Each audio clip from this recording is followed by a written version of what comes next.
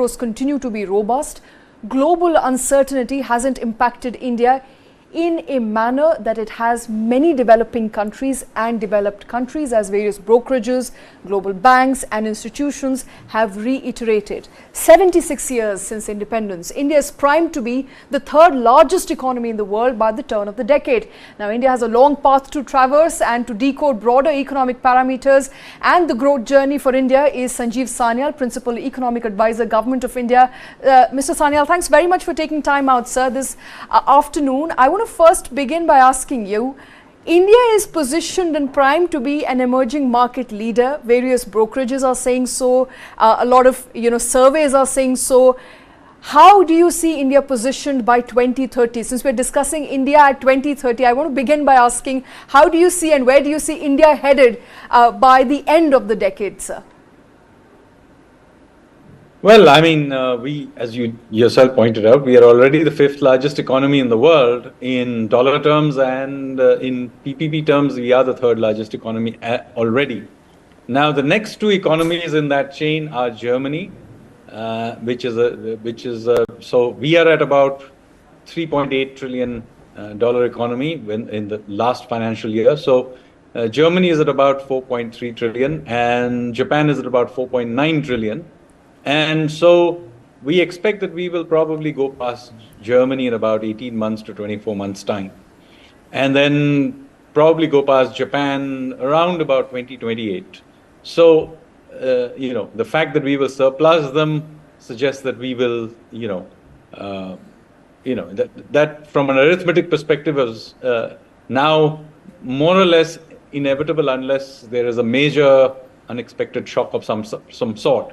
But I would like to make a few caveats here that we will remain, in per capita terms, still a very poor country. So do remember that. Mm-hmm. And also that the number one and number two largest economies on the world are much, much larger. So the US is about $24 trillion economy, and Japan and China is about $19 trillion economy. So even when we go past Japan and become a $5 trillion economy, we'll still be long distance short of the top two. Nonetheless, it will be a big, landmark for us, in multiple ways. So that's a good thing. Right. Yes, Krishna. Right. I want to ask, as we celebrate, this Independence Day, and as the Prime Minister has often spoken and reiterated the Amrit Kal that we are in, that we are at the beginning of this Amrit Kal that we are in. Talk to us. You were talking about the per capita income. There is even estimates that that the per capita income figure could also see a rise as we hit the year 2030, and for us to become a proper middle income economy, so to speak. And that itself, sort of sets so many Indians and so many parts of India financially free in that sense. No, there's no doubt that we are becoming a middle income country. There's no doubt that per capita incomes are also rising. So it's not like they're not rising, they're just that it's from very low levels. Nevertheless, even the levels that we have already seen have led to, as the Niti Aayog's recent report suggested, over 100 million people were pulled out of poverty in just the last few years. So that process will continue. Extreme poverty will drop sharply with even as our per capita income hits somewhere in the 4,000 range. It will very, very significantly, maybe not entirely disappear, but it will become a very small proportion of the population. So in that sense, I would argue that by 2030, as our per capita income begins to hit levels where this very extreme form of deprivation becomes a thing of the past, we are the world's third largest economy, not just in PPP terms, but in proper nominal US dollar terms. Certainly our position in the world will be at a much higher place in every which way. Mr. Sanyal, you mentioned an important figure of $4,000 per capita income by 2030. That, of course, is the prediction. How happy and satisfied are you with that figure, given, you yourself pointed at some of the caveats, which is the inequality in this country? While we've pulled 100 million people out of poverty, it still so appears that large volume of that money and that resource rests primarily with well-off people. So inequality seems to be... That's actually not quite true. I mean, Okay. Of course, there is inequality in the country, but our real problem is not inequality, it's absolute poverty. And I think this diversion of attention to inequality unfortunately dilutes the real issue. The real issue is that a very large number of people in our country are poor in absolute terms, and the real attention should be to remove that absolute level of poverty. What happens is this, going into this inequality debate and Gini coefficients, etc. Yes, there is inequality, no doubt about it, and but the real problem is absolute poverty, and we have to focus on getting that down. All right. Another concern for the government and for RBI continues to be inflation, which has been revised upward to 5.4% for financial year 24 from 5.1%. How important and significant a problem do you think inflation will be? A lot of people, of course, continue to talk about, especially these days, continue to talk about vegetable inflation, pulses inflation. How significant a challenge do you think inflation will be in weeks and months to come, sir? Well, I agree with the RBI's assessment of the situation. I mean, inflation, right now, there is no underlying inflation, but the fact of the matter is we have this problem with spiky vegetable prices, something I wrote about in the 2022 economic survey as well. And the ultimate solution to that is to make changes in our farm policies. But that's a longer debate to be had. I mean, for the time being, until we have these cold chains developed and so on, we will have these spikes in vegetable prices. But in general, there is no underlying long-term pressure on inflation in this country. Inflation is in the 2 to 6% target range. And as far as I can tell, the sort of underlying core inflation, if anything, continues to be well behaved. Remember, wholesale prices are still in negative territory. So in that sense, that I don't think this is a sustained inflation problem. We do have a vegetable price spike problem, and this obviously, the weather patterns and so on have an impact on that. And we do have a agricultural cold chain problem, which is something that we have been debating and discussing for a while. Right. Also, I want to ask, as an economy, the predictions are that India is going to be anywhere between $6 trillion to now $10 trillion by the year 2030. I want to help us understand, like for us to reach that figure from here on, what are the factors that are going to prove crucial? And I want your own personal take on where does it lie? Is it $6 trillion or $10 trillion? Well, I'm not in the game of trying to predict these numbers. As I said right at the beginning, we are somewhere around a little short of $4 trillion. Right now, by the end of this financial year, we will be probably a little bit above $4 trillion. And I think as I said, we'll probably go past Germany's $4.3 trillion in about 18 months or 24 months at most. And then we will go past Japan's 4.9. So we'll be about $5 trillion economy by 27, 28 time frame. It's a little bit behind schedule from what we had originally wanted for a $5 trillion economy, but then we lost 2 years in the COVID episode. So, so that we had to make up. So we will make it nonetheless to the $5 trillion economy by about 27, 28. And then we will be somewhat higher than that, depending on what the growth rates and circumstances of that time are. Somewhere between 6 and 10. I mean, you can put a number yourself, depending on what your beliefs are about the global growth. I think one important thing people keep forgetting is that while India's own growth dynamic has dramatically improved in recent years, in the end, sustaining very high growth rates can only be done under circumstances where the global demand is strong. Because if we are just growing on our own basis, then remember, we will generate imports. And if the rest of the world is not growing, we can't export at the same pace. And so our current account will not be able to deal with this.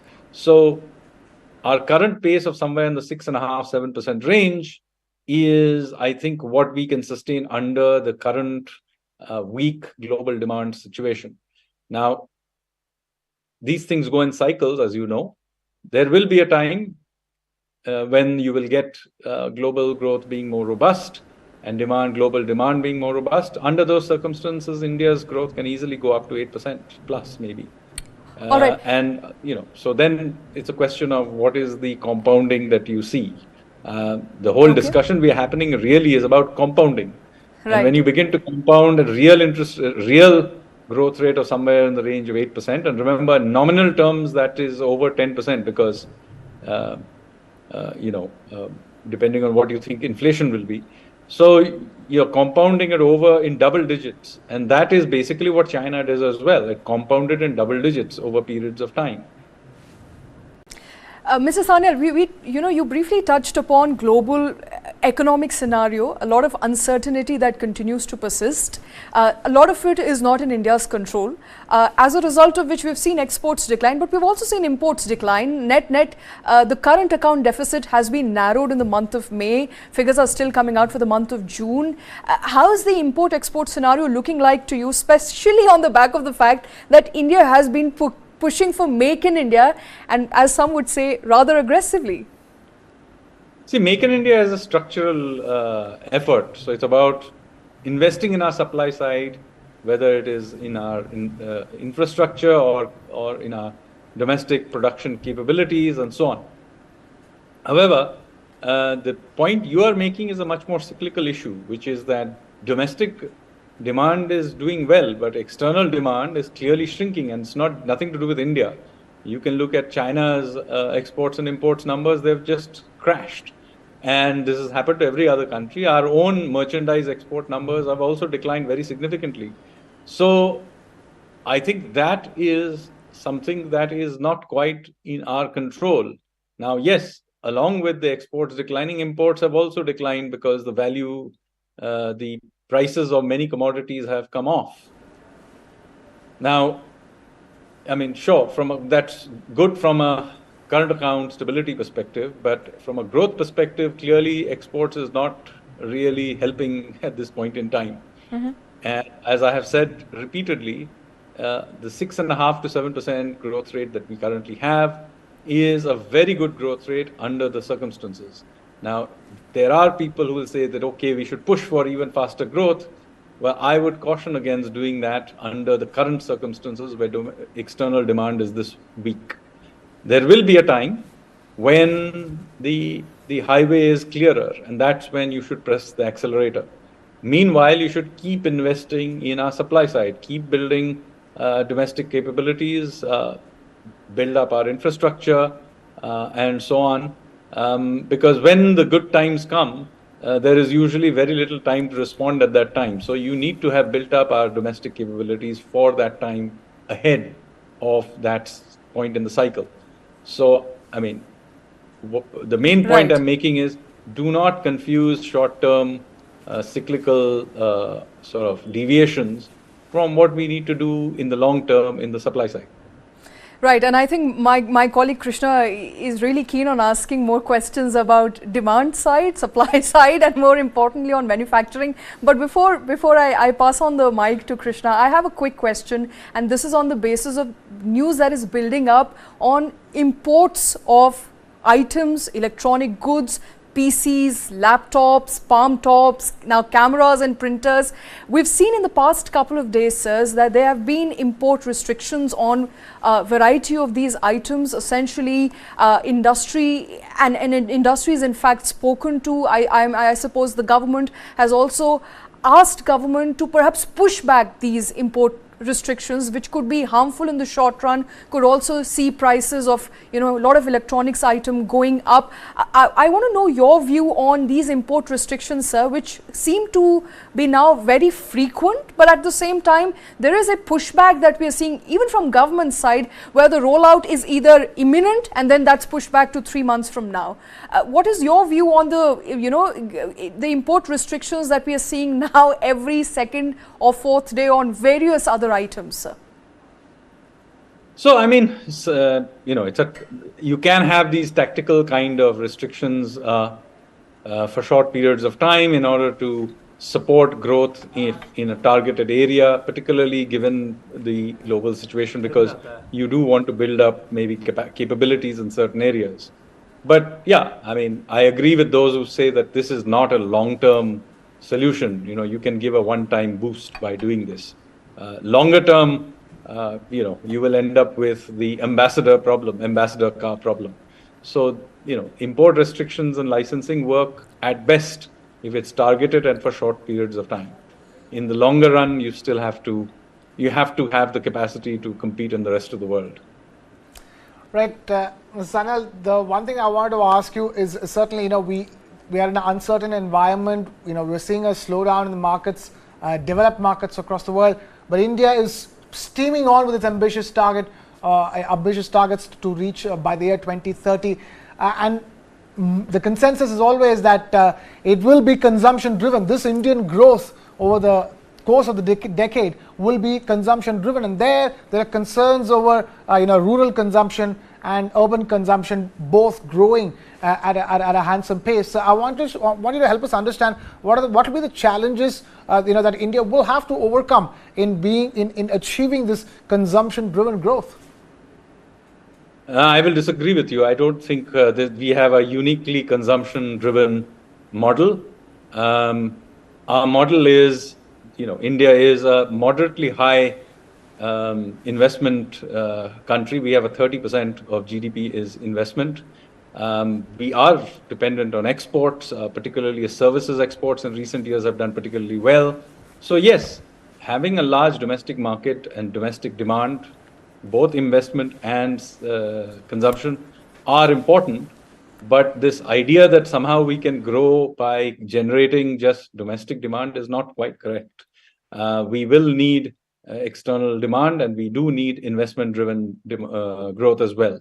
So I don't agree with this idea that some economists try to push that India is some unique consumption-driven model. It's not the case. You need to balance all these elements out: exports, investment, and consumption. And the very high periods of growth historically have always been driven by the consumption and exports, the exports and investment part of the equation, not by the consumption part of the equation. So consumption is a good baseline thing that provides certain amount of cushion maybe when things go a little difficult. But in the end, if you want high growth over long periods of time, it will be investment and export driven. So this is why I keep going back to the point that we should not attempt to use a demand-driven growth model in the longer run, because it runs out of juice very quickly, because your current account begins to generate very large deficits. Mm-hmm. So I keep coming back to the point is that just because there is currently an issue with external demand does not mean that we suddenly begin to invent a sort of new model for ourselves. There is no other new model. We just happen to have a good internal market right now, which is good, which gives us a cushion. But if you want 8% plus GDP growth rate, all the engines have to fire, which includes exports and investments. Right now, we have domestic investments are doing decently well, so is consumption, so good. We are getting 6.5%, 7% growth. But that extra kick is only going to come under circumstances where the global global demand is good. And trying to force it artificially using domestic demand is not a good idea. Okay. So in the short run, Mr. Sanyal, while global demand is not looking too good at the moment, What, according to you, should be the growth drivers? What exactly is government focusing on? Because as you rightly pointed out, until the road becomes clear, the pathway becomes clear, it's important for us to start investing. We've not seen a lot of investment come in from private sector. Would you agree with that analogy? Not quite. So the fact that we are seeing 6.5 to 7% GDP growth rate at a time when clearly global drivers are not conducive is partly because domestic demand is actually decently good. And this is true for investment as well. So, of course, there's part of it is government-driven investment in infrastructure, but it is also true that you are seeing significant revival in private sector investment. This is true of real estate. This you are seeing in private investment. You're seeing an FDI also is doing decently well. So there is investment going on. So this idea that there is no private investment is, I don't quite agree with. There is a lot of revival of private investment, either already on the way or will shortly be there from what we can gather. There's also a lot of demand for services of all kinds. You will see the domestic PLI that you saw, all the measurements are red hot, well over 60. So reading over 50 usually suggests strong demand and orders in the PLI, the PMI, the monthly purchasing managers index, and our index is over 60, so which is red hot. So demand is good domestically, and I think that is good enough for a 6.5 to 7% GDP growth rate, which, as I said, is a very good growth rate under the circumstances. This should not in any way mean that we should take our eye off the macroeconomic stability indicators and try to artificially boost growth. You know, somewhere 6.5 to 7%, very good. Now, global cycles do turn, and when that cycle turns, we should be ready. And that requires us, of course, to, make sure our investment, our infrastructure, our ease of doing business, and all of these things are taken care of. So that as and when the circumstances turn, as they will at some point, we are in a position then to ramp up growth to over 8%, which I think for the very first time, our supply side is capable of sustaining over periods of time, because our infrastructure is now radically better. Our banks have been cleaned up and our financial capabilities are radically better. So we can sustain those 8% GDP growth rates when the circumstances are right. Right. If I were to ask you, going forward, what would be the big challenge? I'm going back to the oldest debate possible in a situation like this, which is inflation versus growth. We have growth targets, ambitious growth targets, which we can achieve over the course of the next 6 to 7 years. And then there is inflation that continues to pose challenges. We are in a pause of a rate hike cycle. So talk to us, in the way forward to 2030. How do you think this debate should ideally pan out in between inflation versus growth? So this will have to be the last question because I have to go to another meeting. But let me say that we are very clear about this and that's the point I've made even in the last 20 minutes, that we are macroeconomic conservatives. We will not sacrifice macroeconomic stability for a few percentage points here or there of growth. We showed that even during COVID, we maintained macroeconomic stability, did we not? So that's the point I'm making to you. We will maintain inflation in the 2 to 6% range. The Reserve Bank is clear about it. We are clear about it in the government. Let me say that continues to be the case. All right, so stability over growth, that's the word coming in. Mr. Sanjeev Sanyal, thanks very much, sir, for taking time out this afternoon, for speaking to TV9, News9 Plus in general. And we are, of course, celebrating 76 years of independence. The focus remains on growth that is organically driven as opposed to externally pushed. And of course, that's the big message coming in from Mr. Sanyal. No, I think you misunderstood what I'm saying. I said it should be organically driven, and when the circumstances are right, externally driven. It should not be artificially demand managed. That's the point. Do not pump demand artificially. Keep the growth growing. 6.5 to 7% is a perfectly good growth rate.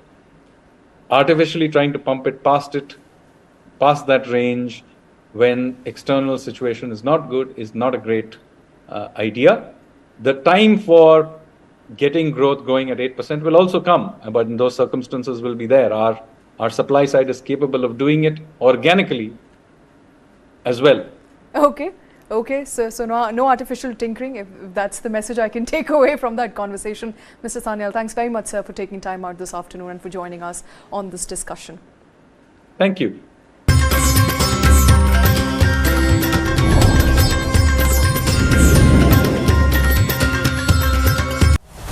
Gautam Adani, one of the richest men in the world, or a business honcho, accused of manipulating the market.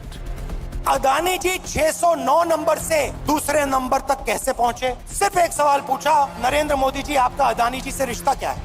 He has given the space, the railways, the airport, which he has no experience also. So the country's